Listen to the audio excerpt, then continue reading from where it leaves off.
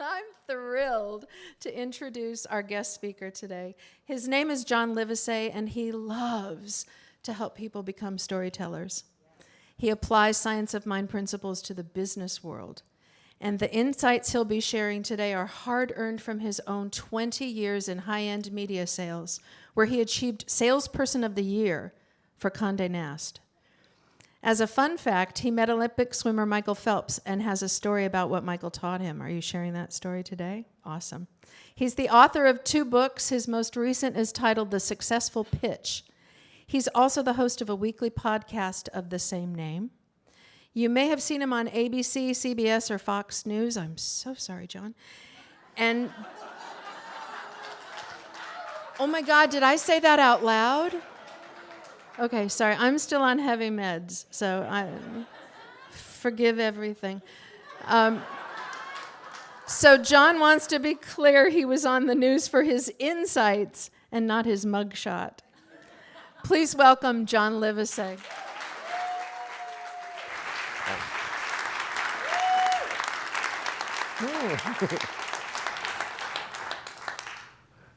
It's 1978. I'm 19 years old, sitting on my lifeguard perch in the suburbs of Chicago on a hot summer day. I've got zinc oxide on my nose, mirror sunglasses, and a whistle around my neck. My job is to keep everyone in the pool safe. And I look out and I see a 9-year-old girl standing on the edge of the high dive with great trepidation, which tells me it's probably her first time jumping. That alone makes me sit up a little higher on my perch. Finally, she jumps in, and she goes underwater, and I start counting. 5 seconds, 6 seconds, which is about 2 seconds too long. She gets up, she's flailing, and I know that she's too panicked for me to throw her buoy, so I jump in and swim to her and pull her aside. She's coughing and panicked, but I know she's going to be okay. That event happened over 30 years ago, and yet it still helps me with any situation to not panic and stay calm. So what do you do when you have an unexpected wave hit you? Do you keep your head down? If you do in water, you might drown. But if you raise your hand and embrace what's coming up and what's new, you'll thrive and amaze yourself with the joy you can find by willing to embrace whatever's happening, especially around disruption and change. Now, unlike in a hurricane, when they send a helicopter in to save you if you haven't evacuated, no one's coming to save you. That's why you need to be the lifeguard of your own life. And there's 3 steps to doing it. The first one is don't bury your head in the sand like an ostrich and ignore things. You know, that's what happened to Blockbuster. They ignored what was going on. And if you have your career go like that, it's because you're not paying attention. But look at what Netflix did. They did the opposite. They embraced it. They raised their hand and said, we're going to be part of this. Now, in 2004, my life was great. I was selling luxury ads for W Magazine, and people were taking money out of their homes like it was an ATM machine and buying all these luxury products that they technically couldn't afford, which meant that the luxury ad budgets went up. And I was doing really well. And then around 2006, there was this big shift from print advertising to digital, and I could see that that was going to be a big problem. It was like watching the Titanic in slow motion.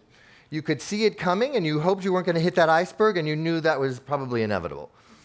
And then by 2008, the banking crisis happened, and with it, the luxury market tanked, and they were laying off and closing all kinds of magazines. And I got the call from my boss in New York when I was living here in LA saying, I'm sorry we're having to lay off all the people in the outside offices, and we need you to be out of here in 24 hours, and I know you've been here 12 years, but that's what's happening. Luckily, my lifeguard training kicked back in. And I said, wait a minute, I'm not going to panic. I'm going to stay calm. And I said to her, would you like me to give you a status report so these advertisers' ads will run on the same page that they've been promised in the right issue? She said, well, that would be great, but everyone else is so angry. They're just storming out. I'm like, I'm not going to do that. I've known these people for years. I've watched them get married and have kids. I care too much about them to do that. Little did I know that that one decision would benefit me years later. So I called my sister and my best friend to come help me pack up my office. And as we're packing up all the plants and pictures and things and files, and I'm closing the door one last time, I look back and I said, I feel sad. And I feel like I got kicked in the gut a little bit. And I'm kind of scared about this unknown future. And then my lifeguard training kicked back in again, and I said, wait, I've lost my job, but not my identity, because I remember who I am. And, Science of Mind talks to us all the time. Change your thinking, change your life. Now, if we apply something called lateral thinking to joy, we might just come up with a new way to have more joy in our life. Now, lateral thinking, the easiest way to show you what that means is to give you an example. Now, I want you to imagine you're in a two-seater sports car. It's a dark, stormy, rainy night, like in a movie. And you come up to a bus stop, and there's 3 people there. One is your best friend who saved your life earlier. The second person is an elderly lady who looks like she needs to get to the hospital. And the third is your soulmate. And you may never meet that person again if you don't do something with them now. So I want to see your hands. How many people would save your best friend? Who remember your best friend saved your life before? Anybody going to save the best friend? Okay, a few people, yeah, all right. How many people are going to save the elderly lady who needs to get to the hospital? Okay, some people. And now how many people are going to save the soulmate that you're never going to... Oh! Okay, so about a third, a third, a third. Now what's so fascinating about this is lateral thinking says, here's a solution. You get out of the car, you give the keys to your best friend to drive the old lady to the hospital, and you stand in the rain with your soulmate and have a great story of how you two met. Lateral thinking. It allows us to see what's not always possible when we're presented a certain situation. Recently, my sister was in the hospital, and when she woke up, I said, oh, you made it, congrats. Here's your nurse. She'll be here till 7 o'clock tonight. Her name is Jackie. And my sister went, oh, Nurse Jackie, like the TV show? I'm going to get great drugs. She found joy in the hospital. Amazing. Now, I want to come out and ask you, as I said to Liza, what brings you joy? What brings me joy is playing with my 2 dogs. It gets me in the moment. It gets me to be playful, because we're going to create today your own roadmap to joy. So you're going to leave here with your own joy roadmap, and it starts with thinking to yourself, what brings me joy, and what can I do this week to have more joy? Sean, what brings you joy? Watching movies with my children and my lovely spouse. Oh, okay. I love movies too. So we're going to schedule a movie date night? Got one scheduled. Okay. How about you? What brings you joy? Chanting. Chanting. Do you do that every day? Mm-hmm. Nice. And how about you? What brings you joy? Hiking. Hiking. Where do you go hiking? Malibu. Nice. So here you can see everyone has their own thing that brings them joy. The important part is to do it and make a decision today. I'm going to do this thing. Why am I not seeing a movie? Why am I not hiking? Why am I not chanting if I want more joy in my life? Now, the second part of having more joy in your life is, what can you do to bring someone else joy? Recently, Philip Sherman and I went to see a cabaret concert. And I thought, we really love that singer. I got the CD and dropped it off in his mailbox unexpectedly. That brought him joy, and guess what? It brought me joy. So, Liza, what are you going to do this week to bring somebody else joy? I'm going to bring churros to my children. That's an easy fix. How about you, Joe Jordan? What are you going to do? To bring somebody else joy? Uh-huh. I'm going to go to a movie. I am, because then I can tell them about it. Nice. I love it. It's great. So now, in the Book of Joy, which is Desmond Tutu and the Dalai Lama talking, they say that when you get your heart broken, you don't have to become broken. When you have hard times, you don't have to allow that to make you hardened. And now the second part of being the lifeguard of your own life is to trust your gut.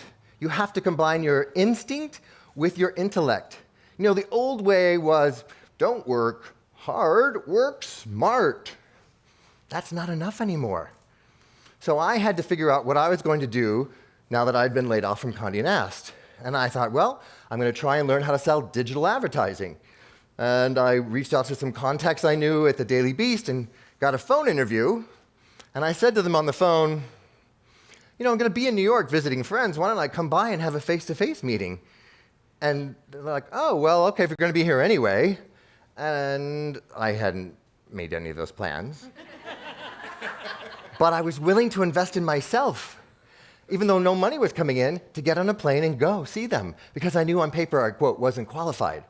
And after multiple interviews, I got the job, and it was really hard. It was like learning a whole new language. And I went 6 months before I made my first sale, and then I started to get some momentum. And then 2 years to the day after I got laid off from Condé Nast, they called me and said, hey, would you ever consider coming back? We need someone now who sells print and digital, and had you not gotten this experience, you wouldn't even be qualified for your old job anymore. And I thought to myself, if I come back, I'm not coming back with one day of fear. Because I used to live in fear all the time of losing my job, not making my quota, what if the magazine closes? And I thought, I've already experienced being laid off, and I'm fine. So that freedom from fear allowed me to come up with new ideas. And one of them was winning back the Guess Jeans account. And I said to them, it's your 30th anniversary at the same time it's W's 40th anniversary. What if we did a joint celebration?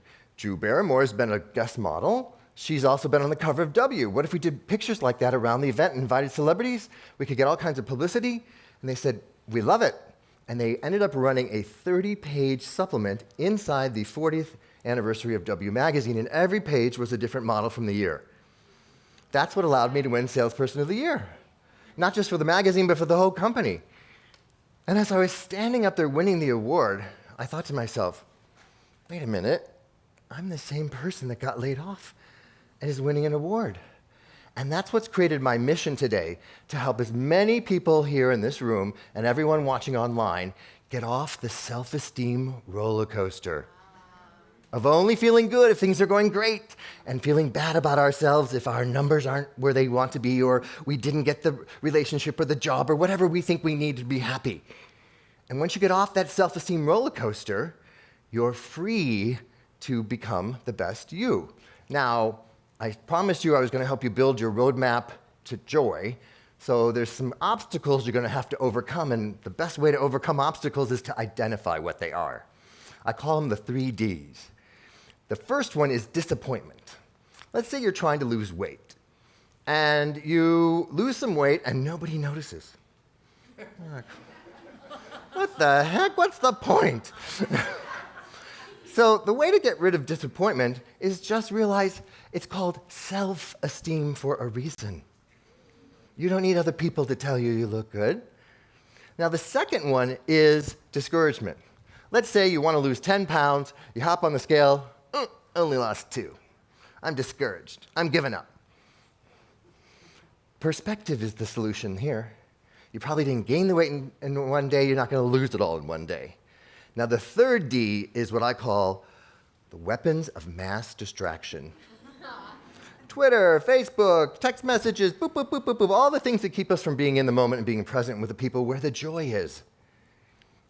And if you're going to an all-you-can-eat buffet and you're on a diet, there's a lot of distractions. So the key to that is to not let that pull you in. And when you are free of that, then unexpected things can come in.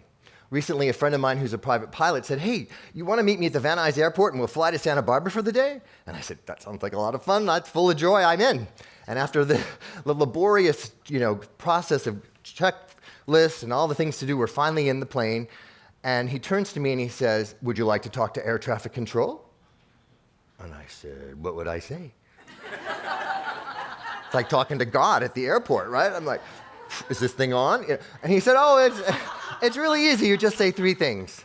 You say who you are, where you are, and where you want to go. And I thought to myself, what does that sound like? Well, Flight 702 at the edge of the runway, requesting clearance for takeoff. And I thought, I'm going to use these questions in my life. Who am I? Remember who I am. Where am I? I'm right here, right now. Where do I want to go? I want to go on a joyous adventure, please. So now you have the 3 Ds to avoid. You've got the 3 questions to ask yourself. Who am I? Where am I? Where do I want to go to bring more joy into your life? And the 3rd step to being the lifeguard of your own life is get out of your comfort zone and get into what I call the learning zone. You know, comfort zones don't just stay the same. They actually shrink. And fear literally evaporates when you're willing to learn something new. And I realized after winning that award at Condé Nast, I had been in my own comfort zone a little too long and needed to go work for myself. And one of the things I first started doing was helping people with their pitch to get their startup funded. And they kept saying to me, hey, do you know any investors? And I'd say, I don't. And then they'd say, I'll pay you if you make introductions to investors after you help me with a pitch. And I said, I don't. And eventually someone said, you know, if your clients are telling you they want to pay you for something, maybe you should figure out a way to do it. And someone said, well, why don't you start a podcast and interview investors, and then you could introduce the investors to your clients. And I said, why don't I go to the moon? Like Liza was talking about. I mean, it seemed, what? Start a podcast, get investors on it, what? So I realized I had some fear around it. And I don't know about you, but sometimes when you have fear, there's more than one kind of fear happening. And I said, if I'm going to get through any of this, I have to put some faces on it. That's what I do. So the first face I put on my fear was the fear of rejection. What if I call Kevin, Harrington from Shark Tank and say, hey, would you like to be on my podcast? And he's like, do you have any other episodes I could listen to? No, you'd be the first. So that fear of rejection can really freeze us. Now, here's some sign. How many people here feel like they have fear of rejection as an issue in their life, holding them back? Yeah, you're afraid of the no, you're afraid of what other people think, and it stops you from being free to do what you want. Now, when I realized from being in sales so long that you never reject yourself, that's the secret to handling rejection and getting over that fear. When I would call on someone to advertise in W Magazine, they're like, oh, we're going with Vanity Fair, and I'd be like, oh, well, maybe they're right. Maybe that is a bitter magazine. Or maybe another rep at W could have gotten them to say yes. And see what I'm doing there? I'm taking the no personally, and I'm rejecting myself alongside with them. And so when you let that go, you'll be free. Now, the first person I interviewed on my podcast, I'm not going to pretend I didn't have butterflies in my stomach. I was nervous. I hadn't done it before. And the key is to get those butterflies to fly in formation. Thanks. Get the nervous energy in your stomach out and make a gesture and get outside of your head about worrying about whether they're going to reject you or not and make it about them. Now, the second fear I had to deal with was this fear of failure. And I thought, oh, what if I get people to be on the podcast and I pay money to have it uploaded and graphics and all this stuff and then nobody listens to it? I'll be embarrassed, I'll waste time and money. And then one of my early guests was Jay Sammet. He wrote a great book called Disrupt You. And in it, he says, failure's just feedback. Keep going till you get a zombie idea so great it won't die.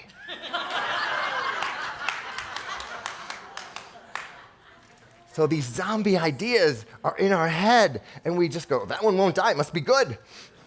So how do I not take failure as something to be afraid of? Oh, it's just feedback. That didn't work. Now, the other part of failure is we go, if it's not perfect, I'm not going to do it. How many here self-identify as a perfectionist?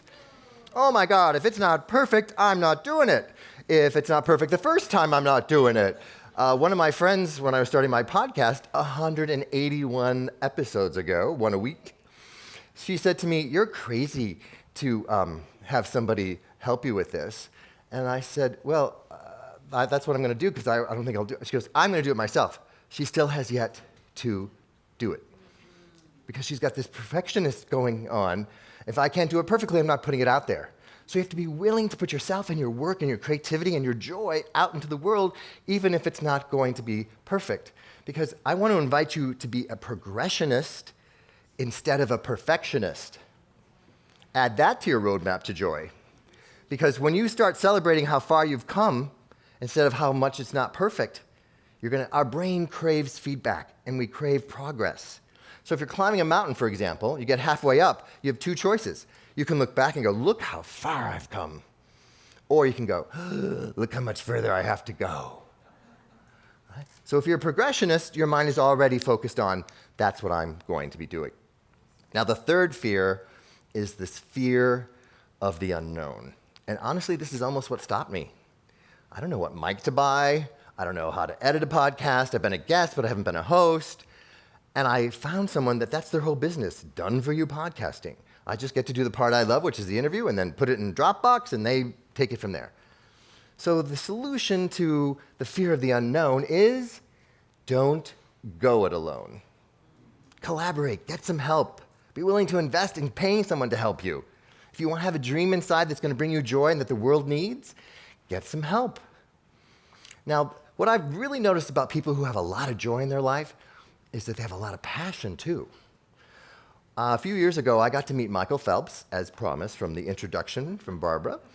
And it was because in W Magazine, I convinced Speedo to advertise their sportswear in W, which is a high fashion magazine. And they were like, well, we're probably not going to do that. We're going to go with, Shape or Self or something. And I said, but what if? My magic words, what if? We treated your sportswear like it was high fashion and had a fashion show around a hotel pool, and you could invite Michael Phelps since he's on your payroll as the spokesperson for Speedo during his Olympic career. And they said, oh, I like that idea, let's do it. And I got to meet Michael Phelps. And as a former lifeguard, you can imagine how thrilling that was. So I went up to him and I said, everyone says you're so successful as an Olympic swimmer because your feet are big and you've got this huge lung capacity. I'm guessing there's something else. And he said, you know what, John, my coach asked me a long time ago, are you willing to work out on Sundays, Michael? And I said, yes. And he goes, guess what? We just got 52 more workouts in a year than anybody else. So what are you willing to do to give yourself more joy that other people aren't willing to do? It becomes a really interesting question. And when you look at your life and step back and say, how do I make this transition from print to digital in my case? Dr. James had said to me at the time, it reminds him of people going from the silent movies to the talkies. Some people made those transitions, some actors did, and some didn't. So in your own life, as you watch the world change and all this new technology, you have to constantly say to yourself, am I going to be one of those silent movie stars that made it to talkies? Or am I going to say, well, that was my era, I can't do talkies, I'm done. It's always a choice of what to do. And the final story I want to leave you with is Françoise Gillot, who is the mother of Paloma Picasso and Claude. And I met her when she was in her 80s in her apartment in New York, and she had paintings of her own work and Picasso's work. In the 1940s is when they had their love affair. She was in her 20s, and he was in his 60s. And she said, there was a shortage of canvases in the war, and we would paint over our paintings because we had such an urge to create. And she said, if you look at the wall over here, this painting is the fifth one I did. I think my favorite's the third one underneath it. And I said, no one's ever going to see that. So that's why I love to tell this story, so that third painting lives on. And I said, wow, that really shows your commitment and passion to, you get joy from painting, so you keep painting, even if you're painting over a masterpiece. And I think for ourselves, we have those same situations. How many times do we go, well, that's not going to ever get any better. I'm done. And then, sorry, your perfect plans for your vacation that you need to have happen exactly the way you need them to be joyful have gone awry. The plane's delayed. Now you have to stay instead of go. I need to paint over my masterpiece. Right? There's multiple times. If you start thinking of yourself as an artist, creating your own roadmap to joy and painting whatever picture you want, and realize that sometimes I'm going to have to paint over my masterpiece, it'll help you not get so upset when it does happen. So to recap, the 3 keys to being the lifeguard of your own life: don't bury your head in the sand, trust your gut instinct, and get in the learning zone. Because when you do that, you're totally free to bring the best version of you out into the world. And now more than ever, the world needs the best version of you to show up full of passion and full of joy. Thanks. Thank you. Thank you. Thank you. Thank you.